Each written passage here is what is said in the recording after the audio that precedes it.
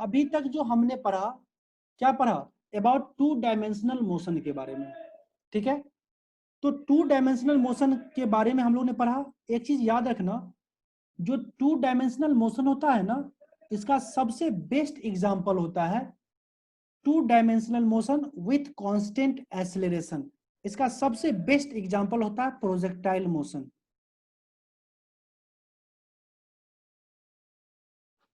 क्या होता है? Projectile motion.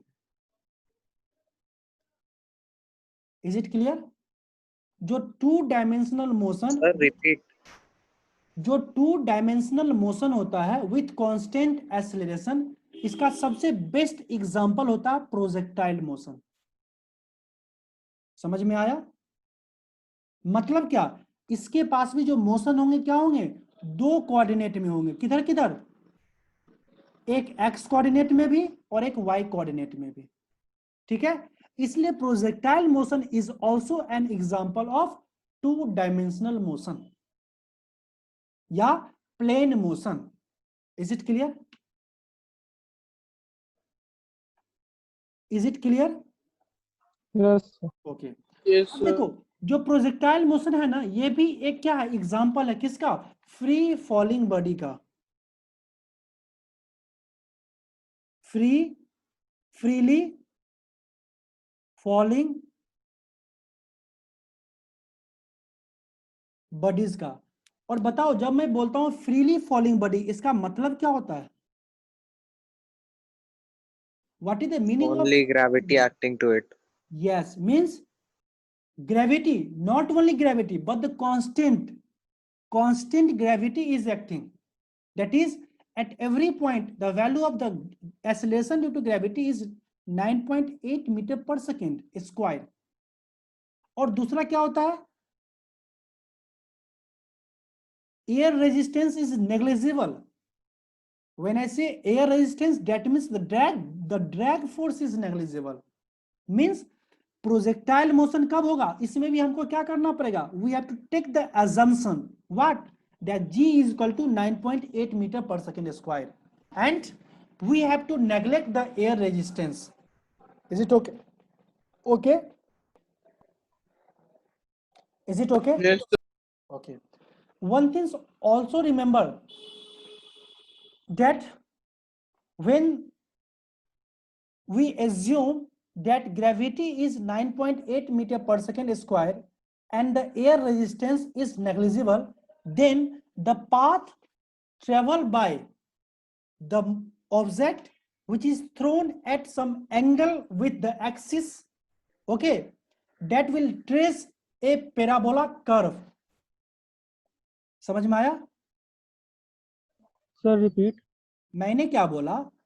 अगर किसी पार्टिकल को किसी एक्सिस के साथ अगर मैं थीटा एंगल पे थ्रो करता हूं, ठीक है, तो ये जो पार्टिकल है, जब यहां पे क्या हो, acceleration due to gravity constant हो और ये 9.8 के बराबर हो, ठीक है, और एयर रेजिस्टेंस नेग्लिजिबल हो, तो जो ये पाथ ट्रेस होगा, जो ये ट्रेजेक्टरी पाथ होगा, ये पाथ क्या होंगे?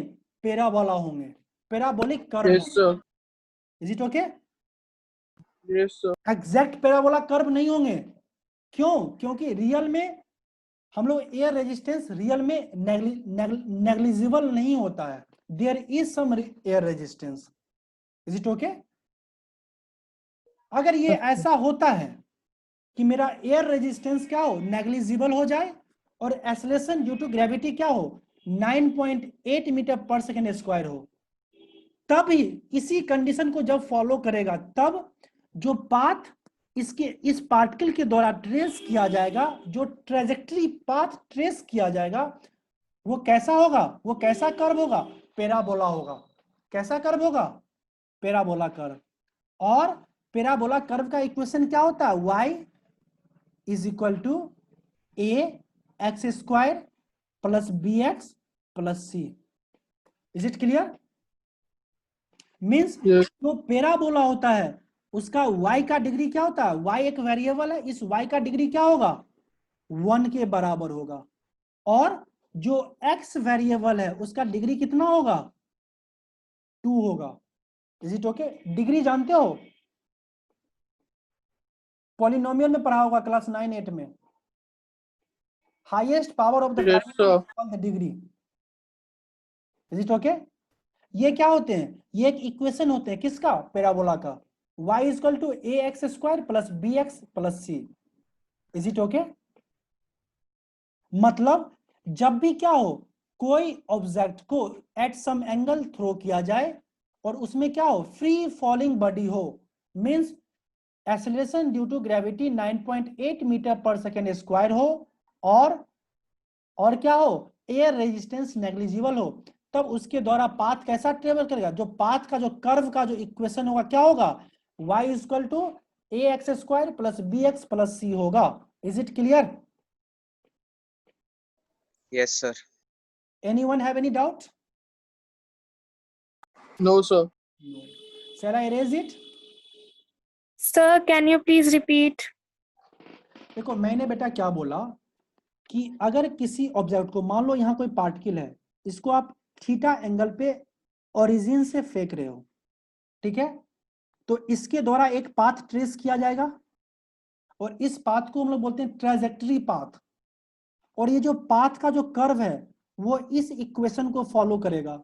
इक्वेशन क्या होगा? y is equal to a x square plus b x plus c. और ये इक्वेशन किसका होता है? पैराबोला का इक्वेशन होता है। अब कोई दिक्कत? No, sir. नो। अब एक चीज और देखो, जैसे आप कोई ऑब्जेक्ट को अपने हाथ में लेके फेंक रहे हो, ठीक है? वो पैराबोला कर्व को तब तक फॉलो करेगा जब वो आपके हाथ से छूट जाए और ग्राउंड से स्ट्राइक करने से पहले जो पाथ होगा वो, उस पाथ का जो कर्व होगा वो पैराबोला को फॉलो करेगा, और उसी को हम लोग बोलते हैं projectile motion. Is it okay? नहीं समझ में आया? सपोज करो यहां देखो, दिख रहा कुछ? मेरे हाथ में कुछ दिख रहा है? Yes, sir. Yes, अब sir. मैं इसको ऐसे लूं हाथ में और इसको ऐसे फेंक रहा हूं, ऐसे करके ऐसे फेंक रहा हूं, क्या मैं इस ऑब्जेक्ट को फेंका? No, sir. नहीं, ये मेरे हाथ में ही है, लेकिन मैं इसको ऐसे मूव किया, क्या मैं इस चीज को प्रोजेक्टाइल मोशन बोलूंगा? No, sir. नहीं। No, sir. जब ये मेरे हाथ से छूट जाएगा, ठीक है, मानो यहां से मैं फेंका, थ्रो कर दिया, यहां से क्या हुआ, मैं छोड़ दिया, तो ये जो पाथ होगा यहां से चल के और अर्थ सरफेस को स्ट्राइक करने से पहले जो इतना चीज होगा, इसी को बस हम लोग बोलेंगे जो ये प्रोजेक्टाइल मोशन है। जब तक मेरे हाथ में है, जब तक वो मेरे हैंड में है, भले ही वो ऑब्जेक्ट मोशन में हो, बट वो प्रोजेक्टाइल मोशन में नहीं है। Is it clear? Yes, sir. समझ में आई बात कि नहीं? Understood, sir. ओके। जब तक हाथ से ना छूटे, याद रखना इस चीज, ये सब बहुत इंपॉर्टेंट पॉइंट होता है। जब तक आपके हाथ से कोई ऑब्जेक्ट थ्रो ना हो जाए, हाथ से थ्रो होने के बाद और ग्राउंड को स्ट्राइक, जस्ट स्ट्राइक किया उसी समय, जो ये जो पाथ होंगे ये होंगे पैराबोला के पाथ। Is it okay? चलो, shall I erase it? Shall I erase it? Yes, sir. Yes, sir. Yes, अब देखो कुछ टर्मोलॉजी होते हैं पैराबोला में, उस चीज को आज मैं पढ़ूंगा, ठीक है? थोड़ा मेरा डायग्राम जो है ना कमजोर है, ठीक है, तो इसलिए थोड़ा कंप्रोमाइज करना, ठीक है? Okay, is it okay? Okay, sir. Okay, ये क्या है? हाँ, Table. टेबल। हाँ, ये क्या है? टेबल है, ठीक है? ये इसका क्या है? कोऑर्डिनेट, ठीक है? ये इसका क्या है? X coordinate. और ये क्या होगा इसका? हाँ जी बोलो। Z coordinate. जेड कोऑर्डिनेट, ठीक है? अब देखो, मानो इस पॉइंट से, ठीक है, मैंने किसी ऑब्जेक्ट को थ्रो किया, ठीक है, और कैसा थ्रो किया, मैंने प्रोजेक्टाइल्स थ्रो किया इस तरह से। Is it okay? Yes, sir. वो एक पार्टिकल है, उसको पॉइंट ए से मैंने प्रोजेक्टाइल मतलब क्या, ऑब्लिक, ऑब्लिक मींस जो किसी एंगल पे फेंका जाए, ठीक है, मैंने थ्रो किया और ये इस पाथ को फॉलो किया। Is it okay? अब देखो, ड्राइंग अच्छा बन रहा है ना? Yes, sir.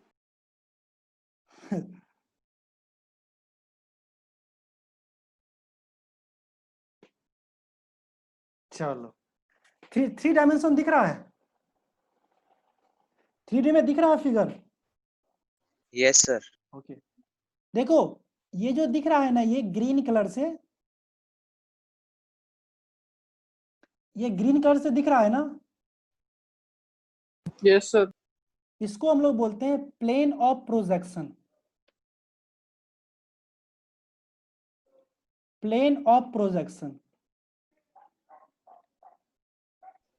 सर उतने बड़े को क्यों सिर्फ हम वो आर्क और वो ए टू ए नहीं कंसिडर नहीं कर बेटा, सकते? देखो ये जो पाथ है ना, ये इस प्लेन में लाई कर रहा है कि नहीं?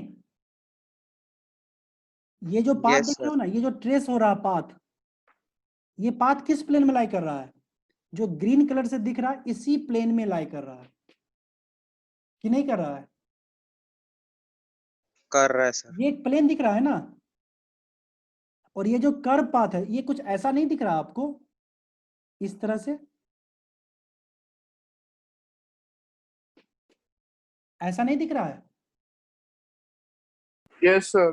मतलब क्या, ये एक प्लेन है और इस प्लेन में ये क्या प्रोजेक्शन कर्व फॉलो कर रहा है, ठीक है? Is it okay? तो जिस प्लेन में प्रोजेक्शन हो उसको हम लोग क्या बोलते हैं? Plane of projection. ये ग्रीन कलर से यहाँ पे क्या है, प्लेन ऑफ प्रोजेक्शन है। Is it clear? Yes, sir. Okay, sir. अब देखो ये इस तरह से प्रोजेक्शन हुआ कि नहीं हुआ? ये जो एंगल है किसी ऑब्लिक, किसी एंगल पे फेंका गया हुआ, थीटा पे। Yes, sir. तो अगर आप थीटा पे फेंकोगे तभी तो वो plane of projection, projectile motion में आएगा ना, कर्व्ड पाथ को फॉलो करेगा। अगर मैं स्ट्रेट फेंकूं तो वो क्या होगा, वन डायमेंशन मोशन को फॉलो करेगा। अगर मैं मानो कोई बॉल है, इसको मैं सीधा ऊपर फेंकूं, ये क्या होगा, फिर सीधा ही इसी तरह नीचे आ जाएगा, है कि नहीं? ये क्या होगा, Yes, one sir. Dimension motion हो जाएगा। अगर किसी ऑब्जेक्ट को इस तरह फेंकूं तब ये क्या करेगा, प्रोजेक्टाइल मोशन को इस तरह से कर्व्ड पाथ को फॉलो करेगा। तो जिस एंगल पे किसी पार्टिकल को फेंका जाए, the angle which A particle is throne, that angle is called angle of projection. What is it is called? Angle of projection. Is it okay? Yes, sir.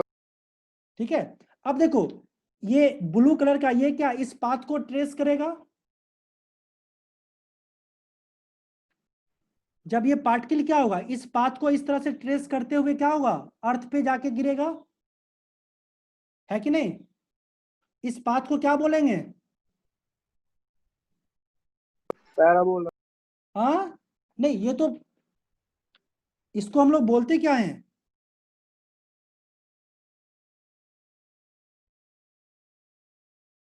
हाँ, यही देखो, ये क्या कर्व है, ये क्या एक पैराबोला दिख रहा है कि नहीं दिख रहा है? अरे ये कर्व दिख रहा है कि नहीं दिख रहा है? Yes, sir. ठीक है, तो इसी तरह इस कर्व को क्या बोलते हैं, ये पैराबोला कर्व होता है। Is it okay? अब देखो इस पॉइंट पे ये क्या करेगा, मैक्सिमम हाइट को अचीव करेगा, क्या इससे ऊपर जाएगा? नहीं गया, इसको बोलते हैं H max. Is it okay? समझ में आया? और ये देख रहे हो ए से बी का जो ये डिस्टेंस है ना, जो हॉरिजॉन्टल एक्सिस पे है, इसको हम लोग क्या बोलते हैं, रेंज। क्या बोलते हैं इसको? रेंज। ठीक है। अब देखो, जब ऑब्जेक्ट यहां से छोड़ा गया, ये इस पाथ को मूव किया, मतलब क्या, अभी ये पार्टिकल एयर में है और पॉइंट ए पे वो अर्थ को स्ट्राइक किया, तो जितने समय के लिए क्या हो, कोई भी पार्टिकल एयर में हो, उसको हम लोग क्या बोलते हैं, टाइम ऑफ, क्या बोलते हैं उसको, टाइम ऑफ, बोलो यार, टाइम ऑफ प्रोजेक्शन, क्या बोलते हैं, time of projection. Time of projection. Time of projection क्या होता है, the time for which an object is in the air.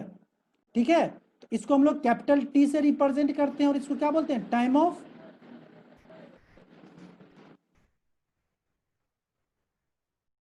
Projection. Is it okay? या टाइम ऑफ प्रोजेक्शन, इसी को हम लोग क्या बोलते हैं, टाइम ऑफ फ्लाइट भी बोलते हैं। क्या बोलते हैं, time of flight. Is it okay? Yes sir.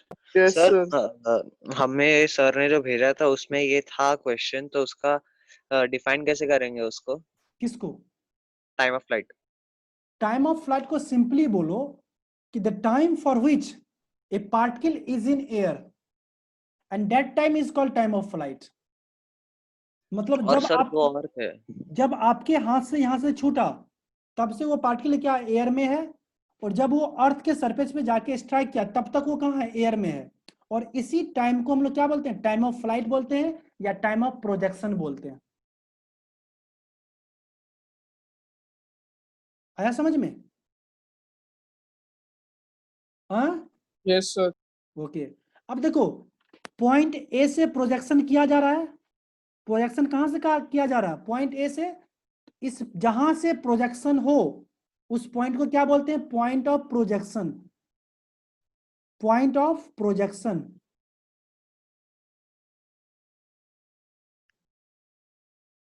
Is it clear? Yes sir. अब देखो, इस टर्मोलॉजी में किसी को कोई डाउट है तो बोलो। सर यहाँ पे नहीं, वो बुक में दो और थे, टाइम ऑफ एसेंट और टाइम ऑफ डिसेंट। देखो, टाइम ऑफ एसेट क्या हुआ, ये पार्टिकल यहां से जा रहा होगा, देखो ए बी, और इसको सी लिख लेते हैं, ठीक है। अब देखो, ए से बी तक पार्टिकल कहां जा रहा है, वाई एक्सिस में ऊपर की ओर जा रहा है। हाँ, Yes, sir.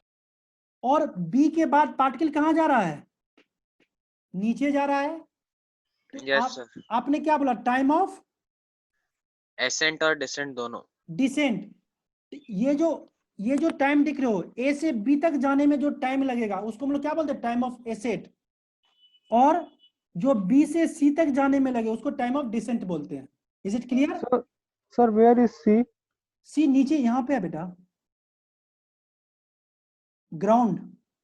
दिखा? नहीं दिखा? दिखा नहीं sir. दिखा सी? दिखा sir. दिखा। अब देखो, टाइम ऑफ फ्लाइट क्या होगा, time of asset plus time of, क्या होंगे, Yes, sir. डिसेट। यहां से यहां तक जो टाइम लगे, इसको इस दोनों को जोड़ दो, क्या आएगा, टाइम ऑफ फ्लाइट आ जाएगा। Is it okay? Yes, हाँ, sir.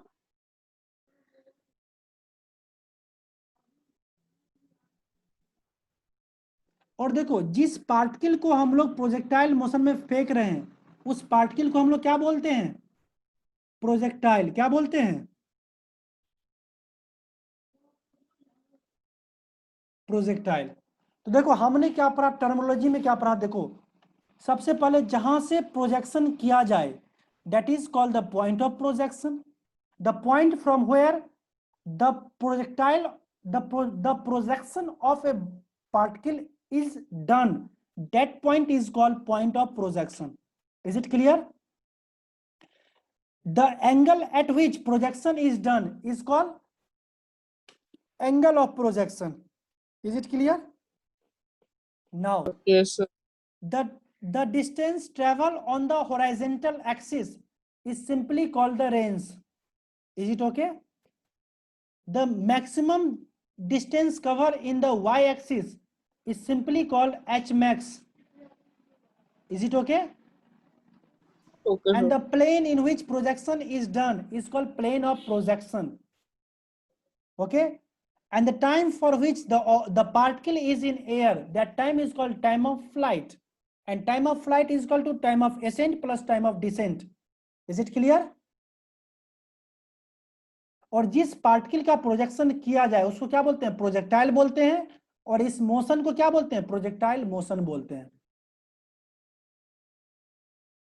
Projectile motion. किसी को कोई डाउट है तो बोलो अब। No, sir. ये सब क्या No, है? sir. टर्मोलॉजी है related to projectile motion.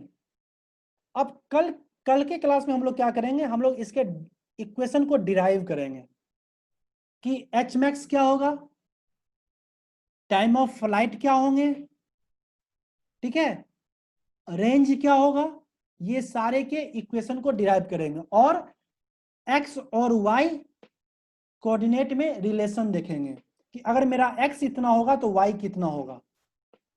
Means projectile equation को भी डिराइव करेंगे। चार थिंग्स कल के क्लास में किया जाएगा, ठीक है। किसी को कोई डाउट है तो बोलो। No sir, no doubts. आज ये इतना कम क्यों हो गया? सब नहीं आया आज?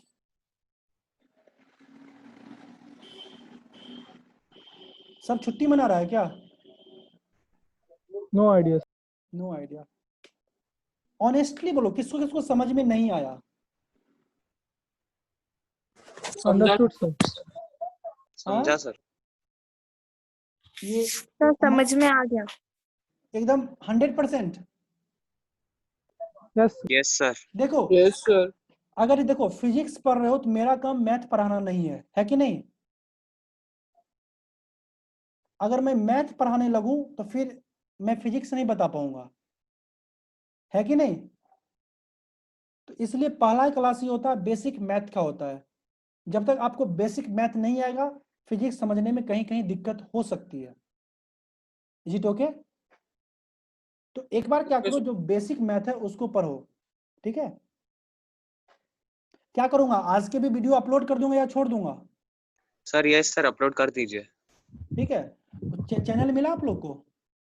हाँ सर, देखा मैंने। देखा, उसको सब्सक्राइब कर लेना, ठीक है, फिर मिलते रहेगा, उसमें अपलोड कर दूंगा। ओके, कोई डाउट नहीं है ना? No, sir. No, sir. Shall I close the class? Yes, sir. Okay.